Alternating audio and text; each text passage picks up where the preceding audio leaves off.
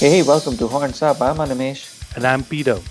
And yes, you read that episode title right. It's a chat with Cult of Luna's guitarist and vocalist Johannes Persson.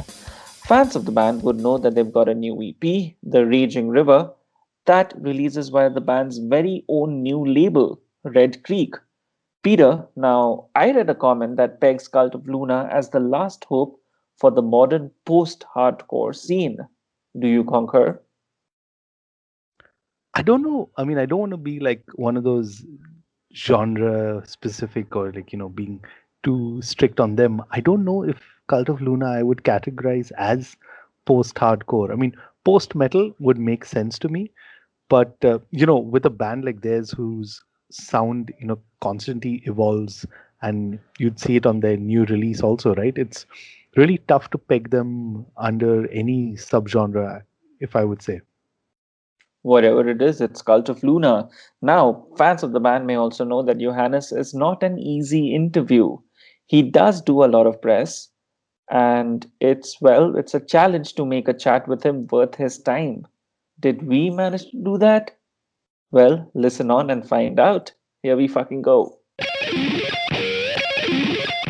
Hey there, Johannes. How are you doing today? Ah, yes, I'm fine. Finally, I got the kids to bed, so now I have a few hours of own time, as we say here in Sweden, when parents get a few hours off from the parenting. So I'm fine. Perfect. Thank you. Okay, okay, let's begin with a simple question. Uh, 22 years, 14 members, 8 albums, 6 EPs, 3 live albums, 3 video albums, and 2 audiobooks later. Do you still enjoy being interviewed? Oh, yeah. Sure. Yeah, made your research at least. Um, you know more than me.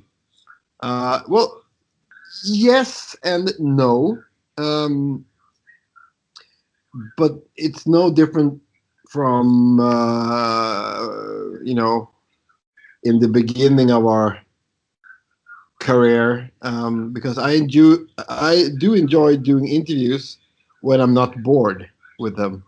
Uh, so you caught me on a in a good mood because you're the first one I have to do today. And to be quite honest, um, like I have no problem. Like today, I'm gonna do interviews for 2 hours, and that's pretty much my limit for how long I can keep my mind sharp. After that, my mind starting to drifting away, and so these long like press days, yes, I'm not a big fan of those, but I do enjoy. Like some interviews can be very rewarding, and just I mean, sometimes you learn stuff, and sometimes interviews make you think. So it all depends who do them. I mean, look, it's very obvious sometimes when a journalist has got the assignment to do, can you do a Cult of Luna interview, and they know nothing, which and they just, it's basically, the standard questions. Those I can do without. Um, People that are not aware of us in any way.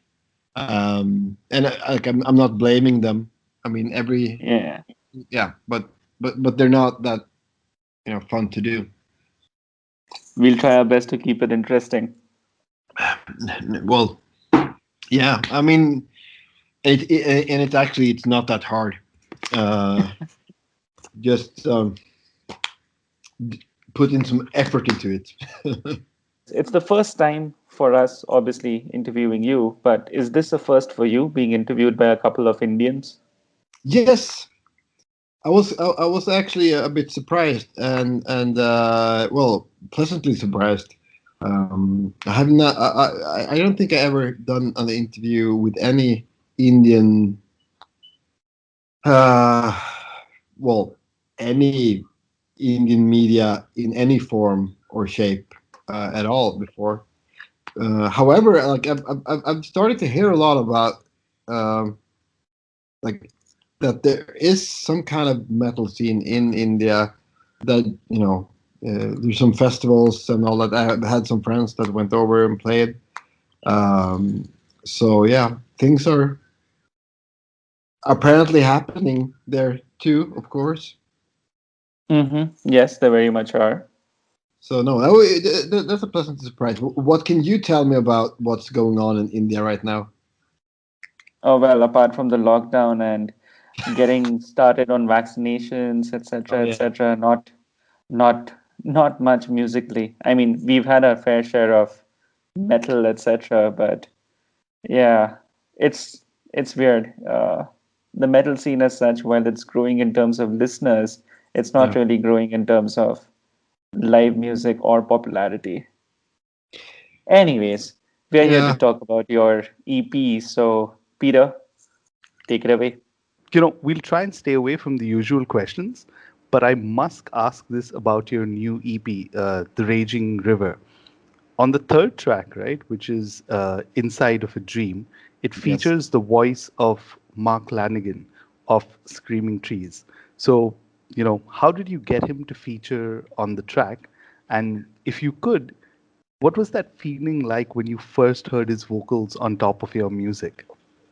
I mean, I've been a fan of Mark for a long time, and we uh, and I listened to. I mean, yeah, I was aware of Screaming Trees and Mad Season and his collaboration with Queens of the Stone Age and all that stuff. But what really got me hooked to his own work was the album Bubblegum that came out in 2005 or four.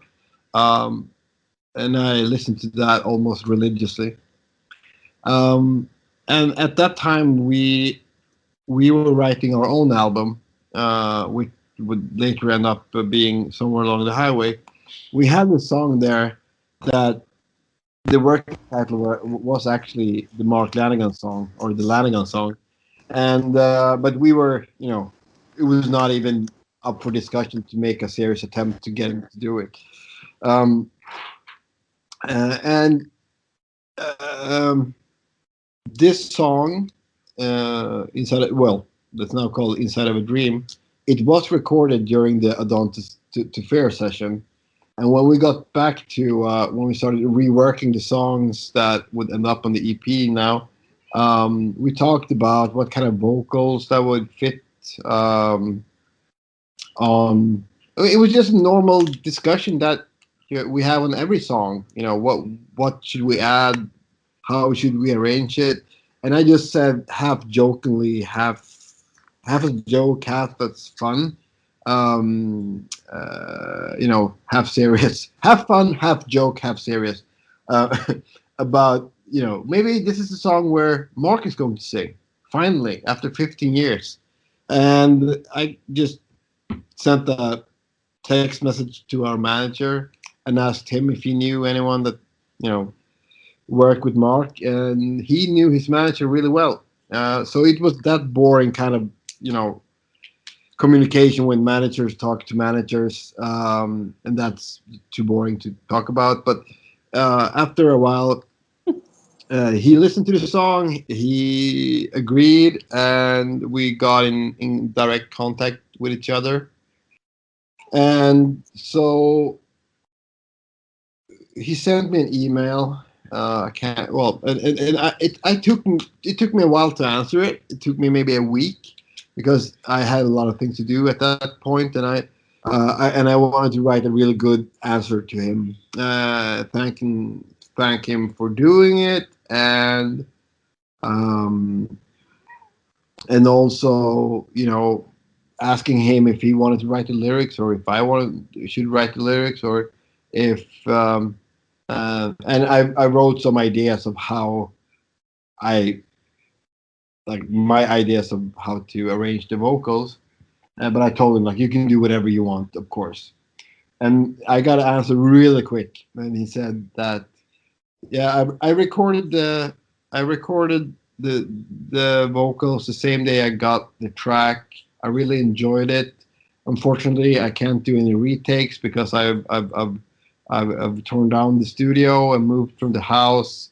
I hope you like it. If you don't, I enjoy doing it. And then I listen to it, and man, I mean, he can do no wrong, obviously. And it's still a bit surreal, to be quite honest. But yeah, that's one thing that I like, working with people I normally don't work with, is that they do stuff that I would never think of.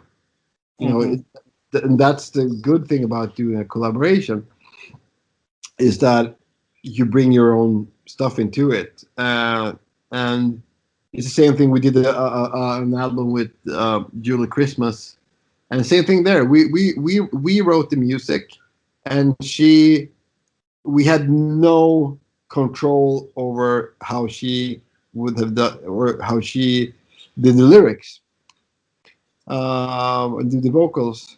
Um, and so when we got the tracks back, um, you know, it was like listening to somebody else's music, because it turned out completely different, or maybe not completely different, but very different from how it would have sounded if we would have, arranged the vocals. Um, but yeah, so it's not, it ends up not really your song anymore, which is great. And you can listen to it more as an observer than actually as a writer. Fantastic. I like by what you said, I think everything just worked out absolutely fine and to the best of your liking. Yeah, I mean, it's yeah, like I said, it's still a bit surreal to listen to it. And to be quite honest, I haven't listened to any of the songs in quite a while. I'm gonna wait until it's released. I had the test press, I had the test press of the vinyl, but I don't have it in any digital format. So, and I like listening to my own to our stuff, with some distance to it, because you work with it so intensely, and you start listening to details and everything. But if you listen to it if you take a break for a couple of months and you go back to it, you can actually listen to it more as a listener than the the writer. Again, it's I need distance to everything. I think. So No, when you do eventually listen to it, do you end up finding that one flaw which you hope nobody else will detect and only concentrate on that? Uh, no, because I like those flaws. Um, I think that's one thing I've learned through all these years and albums and recorded music, is that at the beginning we overproduced stuff. At least in my opinion, like the first or the second album, when we like the first album when we had a proper record label behind us and we had a lot of studio time, we tried to make everything perfect. But I think that though all these perfect recordings, um, like it's all a matter of taste, of course. But I'm more a fan of like trying to capture a moment, because if they sound perfect, they can be recorded, or now it could have been recorded 5 years ago, or in 5 years' time it would sound almost the same. But all these small flaws uh, make the recording more alive, so to speak. So usually I probably just do one or two takes with the guitarist, and I say, "This is what you get to our recorder, the guy that recorded music. Like, this is what you get. It's not going to be any better than this." And yeah, that's how we have worked for the last couple of of records and albums. All right. So, if I may ask now, maybe since it's been some time since you've heard the songs, so at this point, what's your favorite song of the EP and why? It's too early to choose. I mean, once I think one thing that I like about the whole EP is that it's quite diverse in terms of song structures and the way we do it. We have experimented a bit, like the end piece, wave after wave, Hmm. which is it came out from an idea of just making a song out of noise. Uh, so it's not like the typical Cult of Luna song. And I mean, then we reworked it, and it turns out, I mean, it's still us that does it. So it's gonna sound like Cult of Luna anyway. But it was a bit of an experiment. I do like Three Bridges because it was written very, very fast, just in a matter of days. And when I say days, it sounds like it took days to write it. No, but it was during the span of a couple of days. We written really fast, and I think that the end result was still very good in some ways. But yeah, I like that. But Inside of a Dream, I mean, it will always that will always be a special song for the reason we already talked about. So yeah, but it's too early. I think I need to ask me again in a year. Yeah, so between Inside of a Dream and Three Bridges, if there was one song that we play for our listeners, which one should it be? Well, I think maybe Three Bridges because it's more representative for how the band sounds um, in yeah, well, in general. Fantastic.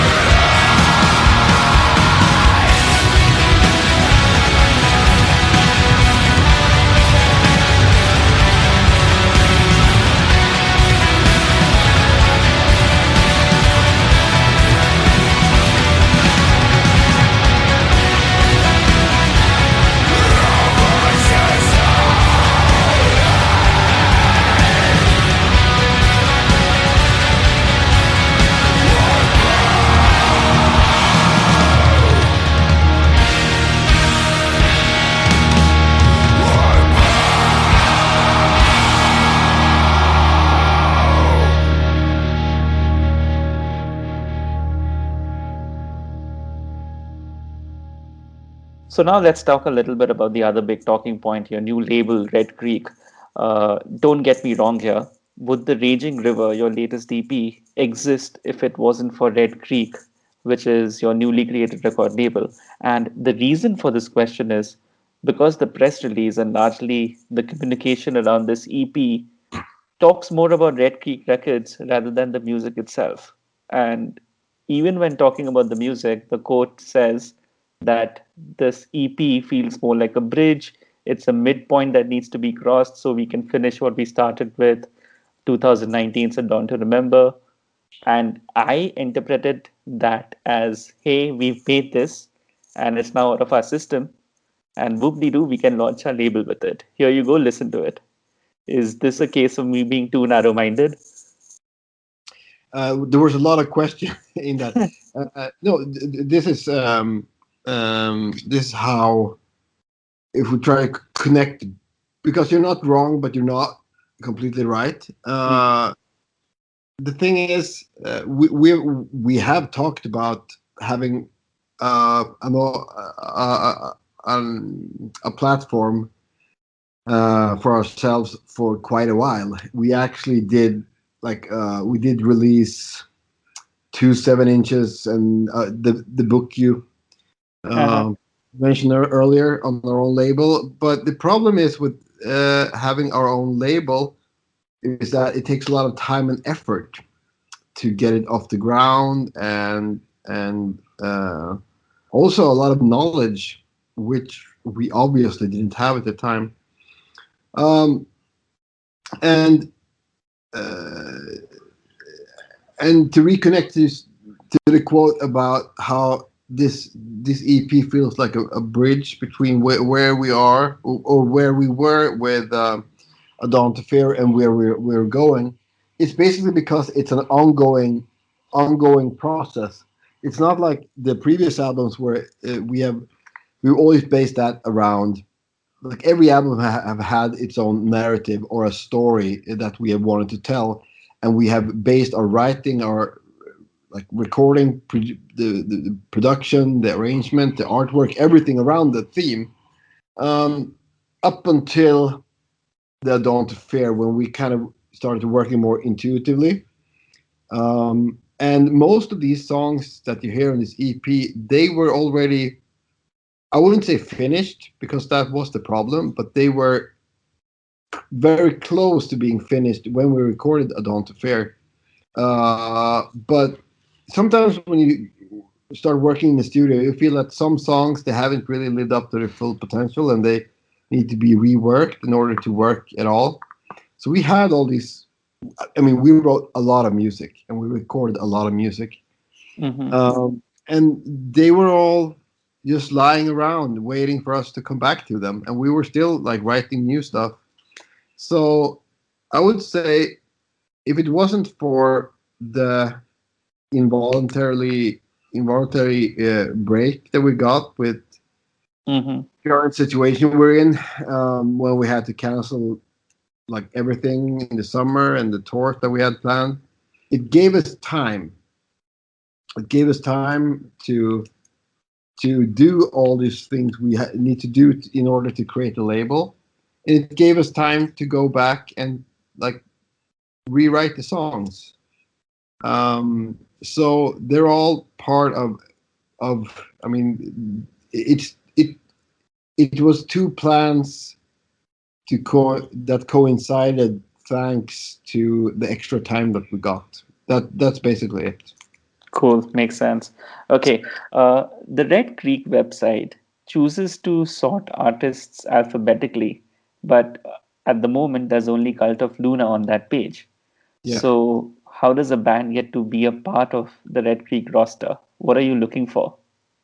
Nothing in particular. I Okay. think what motivates me um, to to create a label is that I've come to um,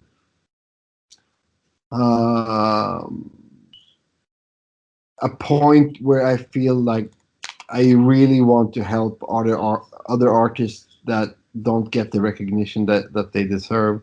and it doesn't have to be metal at all. I just want to be able to release good music, Hmm.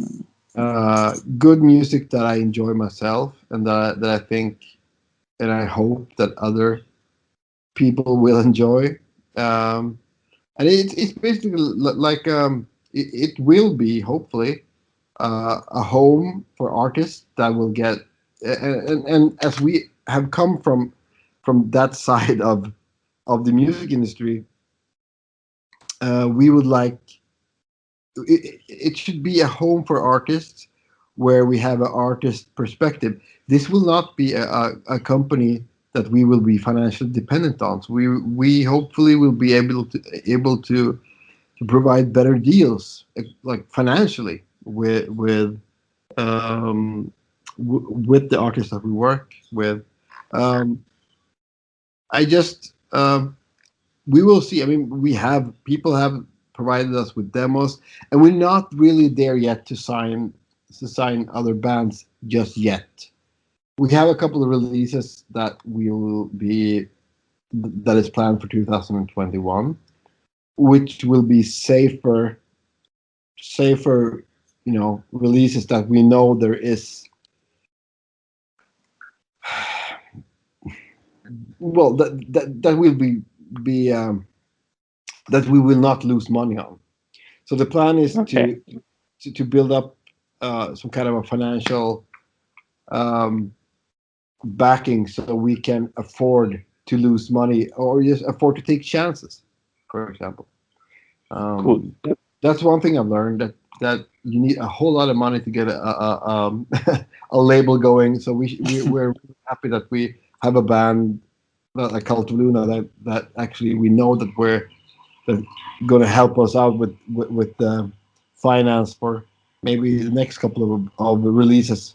Awesome. That's great to hear. So, just a question I wanted to ask about your songwriting. I mean, I read that you keep writing every day, and your writing method is described as that you push through the moments like where you get stuck. So, what I wanted to know, how do you know that you've like reached a point where you're ready to present the songs to the rest of the band? It's a boring answer because it's just going to be you feel or I feel it. It's a feeling that is hard to put in concrete terms. It's more of a when it feels like I'm playing a cover. When it feels like somebody else have written it, and that's when it's done. That's cool. Your Right. old-fashioned gut instinct. Yeah. Yeah. Okay, cool. So, largely the final question then. In an old interview where you were questioned about your hardcore punk roots, you'd said, and I quote, "I'm physically over 40, but my mind is still 16." Yeah. Would you say that's still your mindset? Uh, in some sense, yeah. Okay, in what sense? What have your Maybe roots taught you that's still relevant today? yes, absolutely, definitely, and I think it's been very apparent now because I moved back to my old the city that I grew up in. I've lived in Stockholm for 15 years, and I moved back to this small city in the north of Sweden, and I realized that everybody has grown up.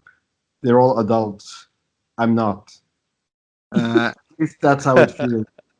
Um, but look, I'm not 16. I have way more experience, and I hopefully I've grown a bit. But still, it's still like I still look um, watch my fingers play the guitar, and it looks exactly like 20 years ago.